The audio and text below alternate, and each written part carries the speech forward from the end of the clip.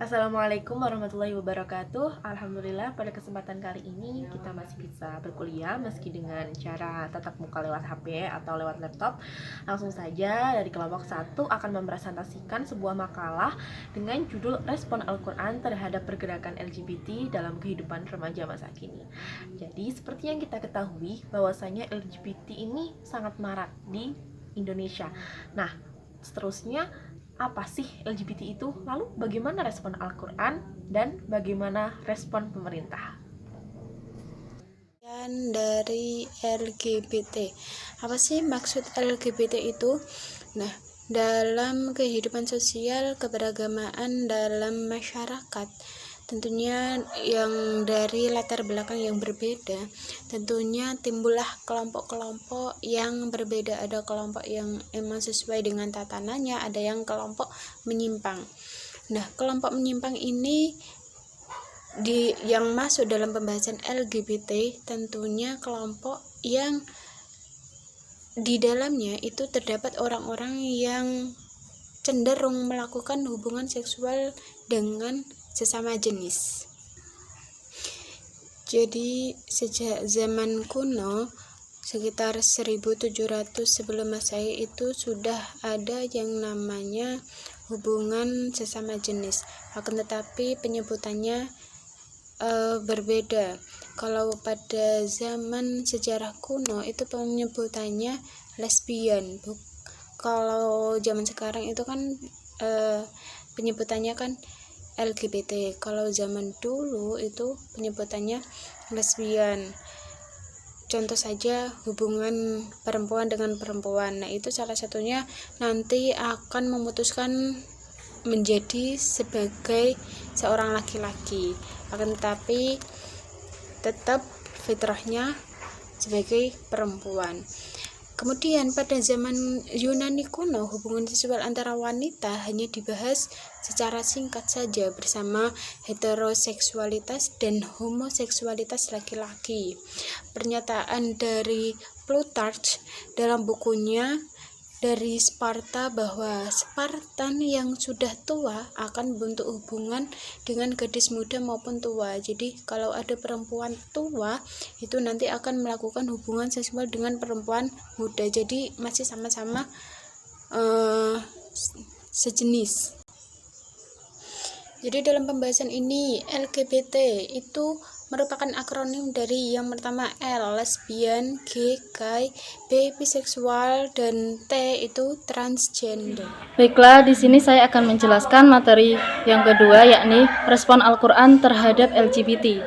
Di dalam Quran Surat Rum ayat ke-21 disebutkan, Bismillahirrahmanirrahim, wa min ayatihi an khalaqa lakum min anfusikum azwajan litaskunu wa ja'ala bainakum mawaddatan wa rahmatan inna fi dzalika laayatin liqaumin yatafakkarun.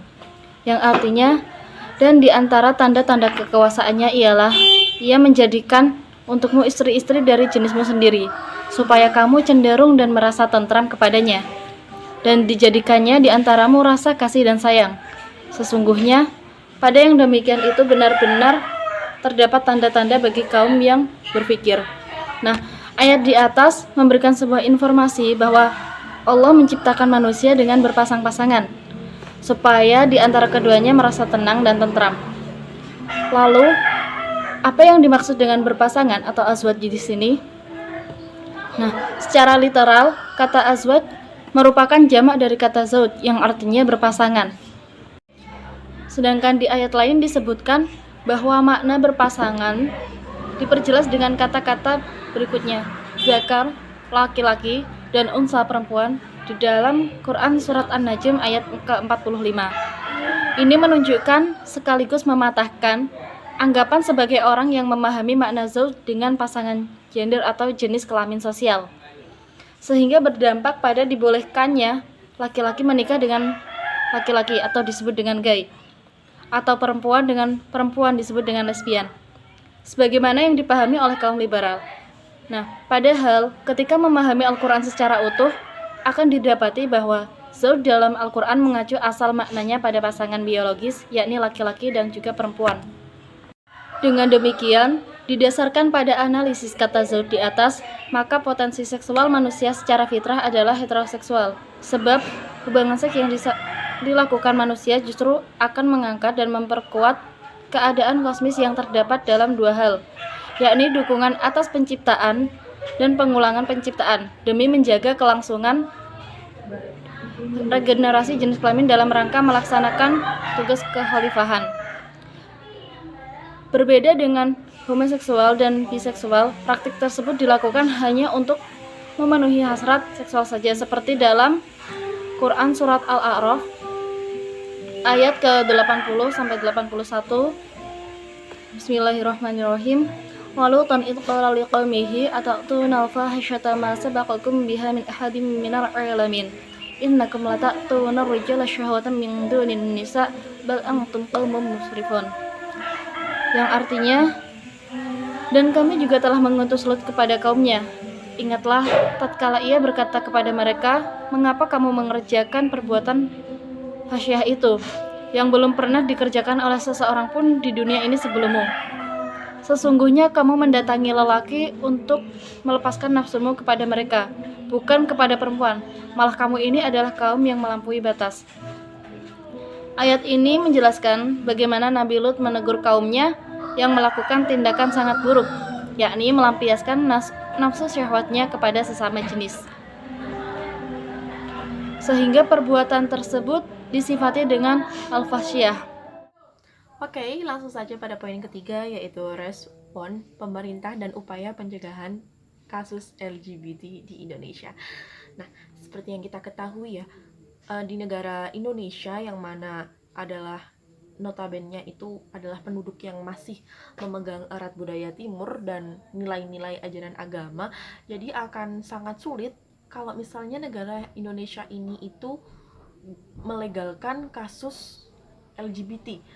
Bahkan di negara lain kan kita tahu ya, di negara lain saja itu menimbulkan pro dan kontra, apalagi di Indonesia yang notabene masih seperti itu tadi.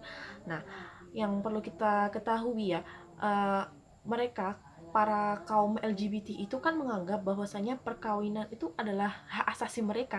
Jadi ya terserah saya mau menikah dengan siapa, itu bukan urusan pemerintah, bukan urusan orang lain, karena itu merupakan hak asasi. Akan tetapi ada juga gerakan yang menolak gerakan LGBT itu dengan dalih bahwasanya perkawinan sesama jenis itu tidak sesuai dengan fitrah manusia, yang mana fitrah manusia itu kan berdasarkan agama dan budaya normatif yang ada di Indonesia, karena kita ada di lingkungan Indonesia. Apalagi di negara Indonesia ini kan mewajibkan seluruh penduduknya untuk memeluk agama yang dipercayainya. Nah, dan setahu saya agama itu melarang adanya perkawinan sejenis. Lalu selanjutnya, bagaimana sih tanggapan MUI dan Ormas Islam di Indonesia? Yang pertama, MUI menyatakan bahwasanya memberikan sebuah fatwa bahwa haram bagi keberadaan kelompok LGBT dan menolak segala bentuk propaganda dan promosi bagi aktivis LGBT. Lalu selanjutnya juga adanya proses rehabilitasi bagi mereka kaum-kaum yang masih kecanduan. Jadi sebelum dia beranjak ikut ke gerakan LGBT kan dia ada fase kecenderungan terlebih dahulu. Nah, itu juga perlu direhabilitasi. Lanjut lagi. Jadi permasalahan LGBT ini itu bukan hanya perihal kebebasan individual saja, akan tetapi juga terkait dengan keamanan dan keselamatan masyarakat. Nah, yang perlu digarisbawahi, menjaga keamanan dan keselamatan bersama itu adalah poin penting yang akan dibahas di Piagam HAM PBB. Jadi kita nggak bisa fokus pada sebuah hak asasi manusia bahwa pernikahan itu merupakan hak asasi, akan tetapi menjaga kemaslahatan, menjaga keamanan negara ini itu juga sudah diatur dalam HAM gitu. Itu adalah hak asasi manusia gitu kan. Lalu gimana sih cara untuk mengatasi wabah LGBT yang marak ini?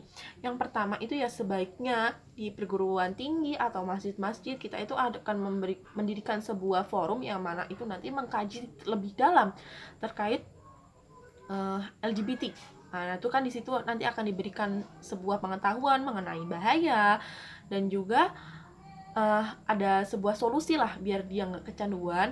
Mending itu kita itu bisa mencegahnya dengan cara misalnya kita tidak boleh tidur dengan sesama jenis dengan keadaan yang tidak senonoh gitulah, misalnya telanjang gitu kan, itu nggak boleh, itu karena bisa memicu kita untuk menjadi seorang pecandu LGBT gitu.